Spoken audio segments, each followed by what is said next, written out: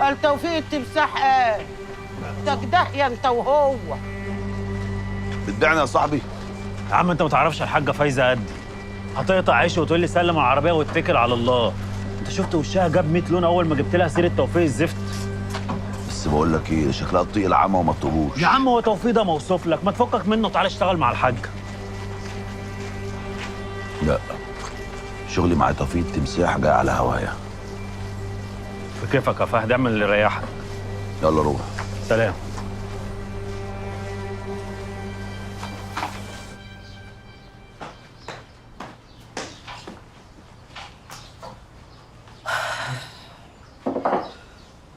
وبعدين معاكي يا آسيا.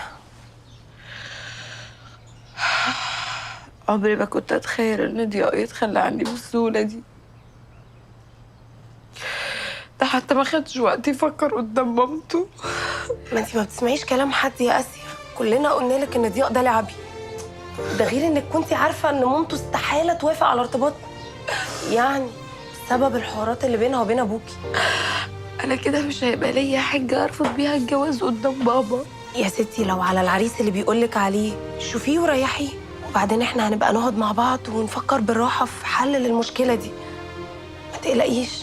انا مخوفني ان فايزه مامة ضياء ممكن تقول لبابا حاجه، ساعتها بجد هتبقى مصيبه يا حاله، مصيبه. بقولك يا آسيا، انت لازم دلوقتي تبقي مش بتفكري غير ازاي تخرجي من الموضوع ده باقل خسائر. خد قلبي. اعوذ بالله. ايه اللي جابك يا نوال؟ مش النفقه بتاعتك بتوصلك كل اول شهر؟ عايزه ايه تاني؟ انت فاكر يا عينيا الكام مليم بتوع ابنك دول هيكفوه؟ ابنك يا حبيبي بيصرف شيء وشويات. مش ده اللي المحكمه حكمت بيه لما رحت رفعت عليه قضيه وانا في السجن وانا ملتزم وبدفع؟ ليه؟ هو انت كنت عاوزني افضل على ذمتك وانت مسجون ولا ايه؟ لا يا بت، الوصول تشكاري، متشكرين. بس ما كنتش عايزك ترازيني عشان اشوف ابني. كل شويه حوارات وقواضي ومشاكل، وجايه دلوقتي عايزه فلوس زياده. طب والله قله الاصل ما حد بيشتريها. اسره يعني انت يا عينيا لا جاي منك لا ابيض ولا اسود. قابل بقى يا ريكو وبسأل عليا عشان بيصعب عليا.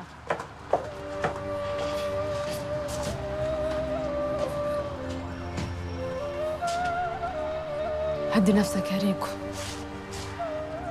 انا سمعت اللي حصل بس بالصدفه والله. وانت برضه ما ينفعش تبكي على حد باعك.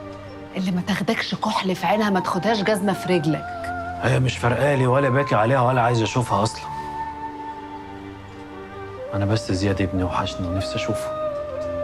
عارفه لو كملت معايا الود والاصول وخلتني اشوف ابني قسما بالله كنت اديها عيني. بس نوال طماعه وما بتشبعش. معلش، ابنك مصيره يكبر وهيجي لك لحد عندك وبكره تقول راويه قالت. اصل الواد يلف الدنيا وفي الاخر يقعد في حجر ابوه، هيروح فين يعني؟